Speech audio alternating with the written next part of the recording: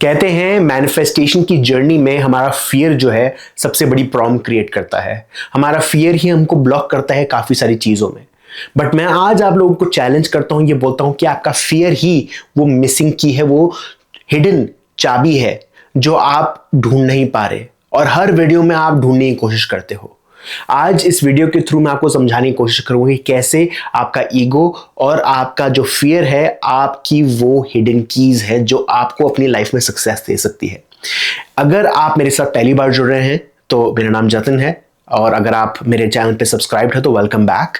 आज हम बात कर रहे हैं फियर के बारे में। अब फियर जो है बहुत लोग उसको नज़रअंदाज करते हैं बहुत ही ऑब्वियस रीज़न के साथ, क्योंकि फियर जो है हमारे ईगो के साथ कहीं ना कहीं इन्वॉल्व है। फियर ये बोलता है कि मुझे डर है, और वो किस चीज़ का डर है? वो ये डर इस चीज़ का है कि मेरी डेथ हो जाएगी। हर एक फियर आप ढूंढ लीजिए, कोई सा भी फियर है आपकी लाइफ में, कोई सा भी डर है, वो डर जाके कनेक्ट होता है आपकी डेथ के साथ।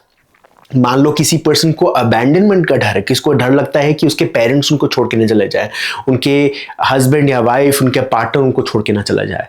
अब वो जो फियर है वो कहाँ से आ रहा है? वो हमारे रूट चक्रा से आ रहा है। अगर वो पर्सन उसको छोड़ के चला जाता है तो क्या होगा? उस पर्सन के अंदर एक एंजाइटी क्रिएट होगी, एक फियरफुल थॉट आएगी कि मैं अब अकेला कैसे सर्वाइव करूंगा।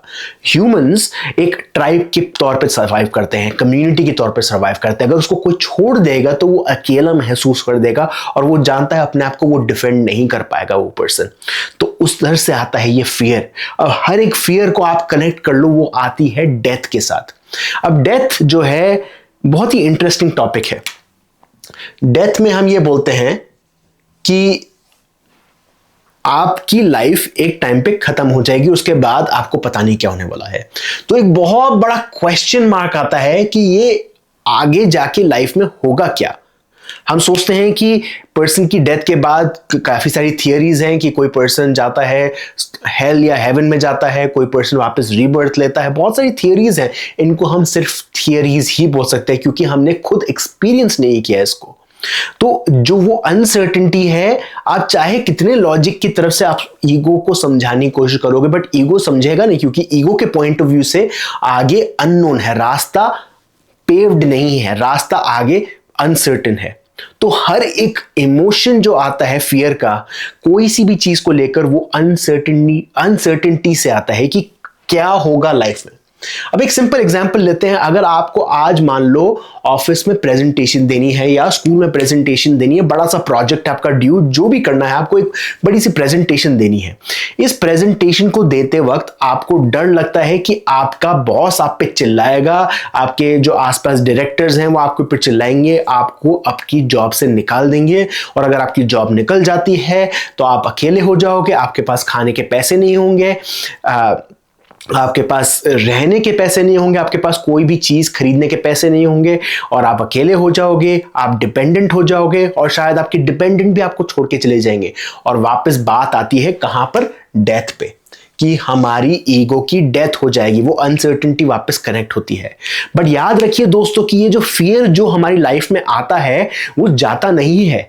अगर आज आपकी लाइफ में कोई सा भी फियर है, कोई भी चीज को लेकर आप कोई भी एक्शन लेना चाहते हो बट उसको लेकर डर है, वो डर हमेशा रहेगा और तब तक रहेगा जब तक वो अनसर्टेनिटी रहेगी। जब तक वो अनसर्टेनिटी रहेगी, आप जानते नहीं हो कि आगे चल के क्या होने वाला है। और एक ही तरीका है आपको उसको जानने का, जब आप उसको एक्सपीरियंस करते हो।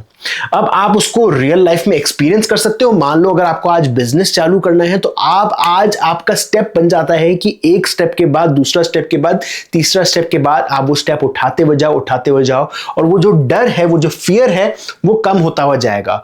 जैसे जैसे आप एक्शन लेते हुए जाओगे वैसे वैसे फियर कम होता हुआ जाएगा, आपके लिए वो चीज ईजी हो जाएगी, क्योंकि अब आपने अपना कंफर्ट जोन बढ़ा दिया है। प्रॉब्लम ये आती है कि हम ईगो को इग्नोर करते हैं। हम बोलते हैं कि मुझे ईगो नहीं, सो हम फियर को इग्नोर करते हैं। हम बोलते हैं कि फियर हमें को नहीं चाहिए मेरी लाइफ में। बट उसके कारण क्या होता है, हमारा जो कंफर्ट जोन है वो छोटा होता हुआ जाता है, छोटा होता हुआ जाता है। आपने नोटिस किया होगा कोविड टाइम पे, एटलीस्ट मैंने तो नोटिस किया था कि मैं घर से बाहर नहीं निकल रहा था। कोविड टाइम पे काफ़ी टाइम अपने घर पे ही बैठा था, बुक्स रीड कर रहा था, काफ़ी सारी जर्नलिंग कर रहा था, वीडियोस बना रहा था। और जब कोविड ख़त्म हो, मैं ऑफिस गया, मुझे एक चीज़ नोटिस करने को हुई और वो बहुत ही प्रोमिनेंट थी। जैसे ही मैं किसी से बात करता था, मेरे चेहरे पे पसीने आने लग जाते थे, थोड़ी बहुत एंजाइटी आने लग जाती थी, थोड़ा बहुत फियर आने लग जाता था। अब उस पर मैंने वर्क किया और वो धीरे धीरे जाकर निकल गया वो जो फियर था। बट वो शुरुआत का जो फियर और वो फियर ऑफ जजमेंट था, वो बहुत ज़्यादा एम्पलीफाइड था। क्यों? क्योंकि मेरा कंफर्ट जोन बहुत ज़्यादा छोटा हो गया था।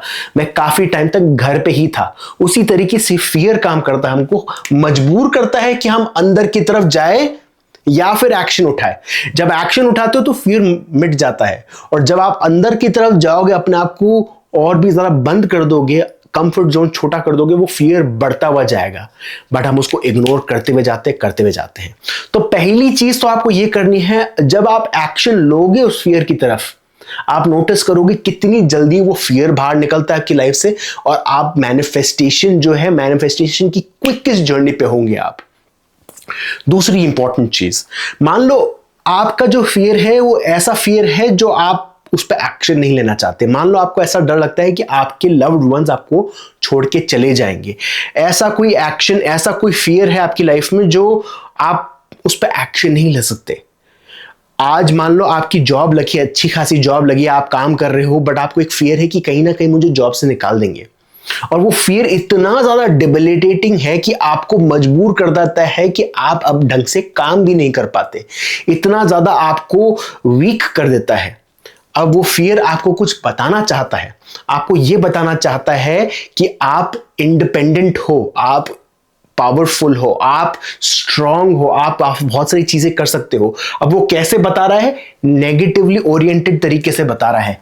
जितना आपकी लाइफ में फियर बढ़ेगा, उतना वो आपको मजबूर करता है कि अपने आप की लिमिट को बढ़ाओ, अपने आप को एक्सपैंड करो।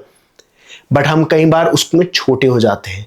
तो आपका काम यह है कि अगर ऐसा कोई चीज है, ऐसा कोई फियर है जिस पे आप एक्शन नहीं ले सकते, तो ये सबसे इंपॉर्टेंट चीज ये आप कर सकते हो कि आप विजुअलाइज कर सकते हो कि वो जो नेगेटिव चीज जिसका आपको डर है, आप वो विजुअलाइज करते हो कि मेरी लाइफ में हो रही है। मान लो लव्ड वंस छोड़ के चले जाएंगे मुझे, मेरी जॉब निकल जाएगी, या मेरी प्रेजेंटेशन बहुत ही ज़्यादा खराब जाएगी।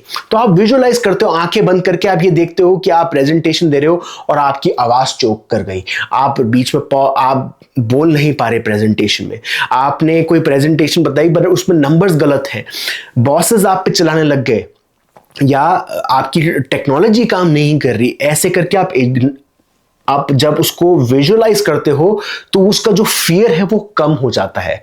अब बात यह है कि दोस्तों, सबसे बड़ी चैलेंजिंग चीज है ये कि हमको बताया जाता है कि जो चीज को हम विजुअलाइज करते हैं लॉ ऑफ अट्रैक्शन में, वो मैनिफेस्ट होती है।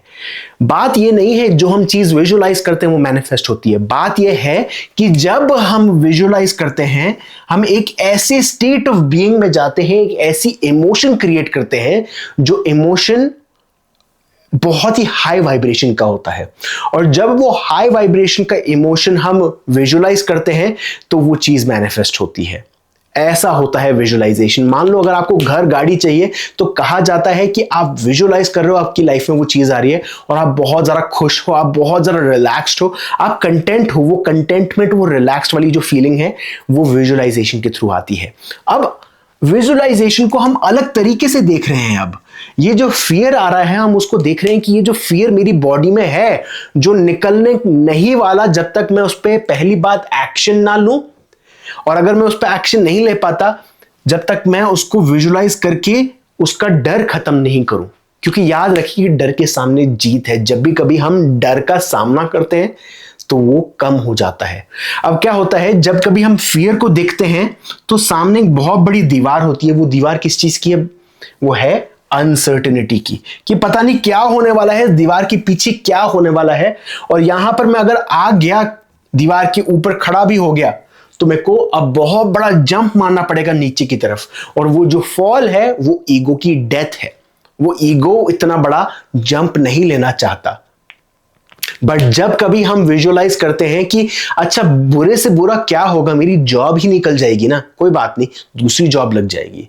जब हम उसको मिनिमाइज कर देते हैं उस फियर को, हम ये रियलाइज करते हैं कि मेरा ईगो इसको इन्फ्लेट कर रहा है, एक्चुअली इतनी बड़ी प्रॉब्लम नहीं है। जब हम ये रियलाइज करते हैं विजुअलाइजेशन के थ्रू, तब हम इस फियर को फॉल की जगह एक स्टेप बना देते हैं। ये छोटा सा स्टेप हो गया। अब यहां से आप यहां जा रहे हो तो आपका अब स्टेप बहुत सिंपल हो जाता है। आप बड़ा सा फॉल नहीं ले रहे, आप एक स्टेप डाउन कर रहे हो। बट वो स्टेप डाउन कभी भी स्टेप डाउन नहीं होता दोस्तों। जब कभी हम फियर का सामना करते हैं एक्चुअली में, तो वो बहुत बड़ा स्टेप अप होता है, क्योंकि अब हमने अपने फियर को कम किया है।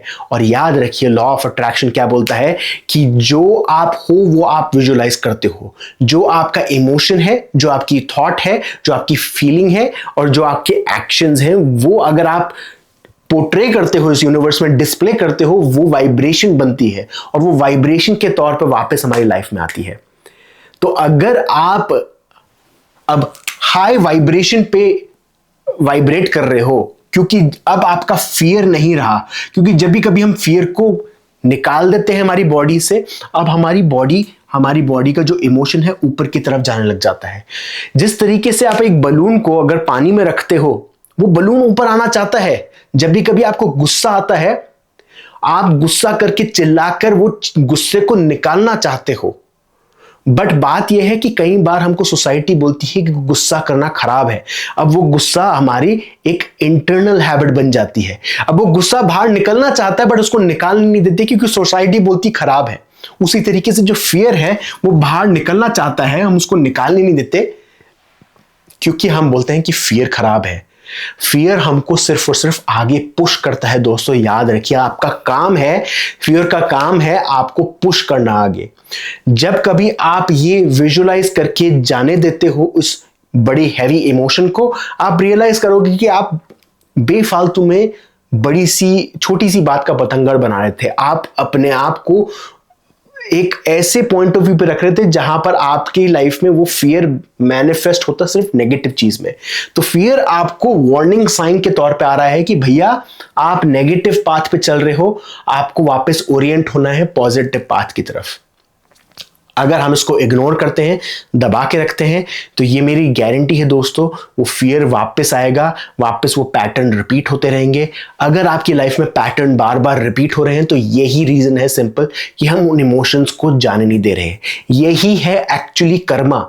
अगर हम कर्मा को सही तरह से समझें तो हमारी लाइफ में वो बार बार पैटर्न क्यों आते हैं? क्योंकि हमारा कर्मा हमको कुछ सिखाना चाहता है, बट हम सीख नहीं रहे। जब तक हम सीखेंगे नहीं, तब तक वो वापस इमोशन आता रहेगा और हम उसी साइकिल में फंस जाएंगे। जो साइकिल होती है, जैसे मैंने बताया, ट्रायंगल, थॉट, फीलिंग और एक्शन। जिस तरीके की आपकी थॉट है उस तरीके की आपकी फीलिंग होगी, और जिस तरह की आपकी फीलिंग है उस तरह के आपके एक्शन होंगे। उस एक्शन को देख के जो आप रिजल्ट देखोगे वही सेम तरीके की थॉट आएगी। ऐसे करके ये पैटर्न चलता हुआ जाएगा जब तक हम उसको रोकते नहीं हैं। और रोकने का सबसे बड़ा तरीका ये है कि आप या तो थॉट के लेवल पे उसको रोको यहां पर, या फिर आप यहां पर एक्शन के लेवल पे रोको उसको, एक्शन लेके कोई पॉजिटिव एक्शन लेके, या थॉट के लेवल पे रोको, कोई नई थॉट सोच के आप नई तरीके से सोच रहे हो, जो तो कई बार चैलेंजिंग हो जाता है। उसमें बहुत ज़्यादा कॉन्शियसनेस आती है, बहुत ज़्यादा अवेयरनेस चाहिए होती है। या फिर आप अपने फीलिंग के लेवल पे उसको चेंज कर सकते हो। कैसे? जब आप फीलिंग को एलिवेट करते हो, आप अपनी नेगेटिव फीलिंग को जाने देते हो, उसको पकड़ के नहीं रखते। तो सिंपल रूल ये है कि आप जो हो वो आप मैनिफेस्ट करते हो। तो मेरा क्वेश्चन आप लोग के साथ ये है कि आप कौन सी वाइब्रेशन दे रहे हो इस यूनिवर्स में। मिलते हैं नेक्स्ट वीडियो में। Thank you.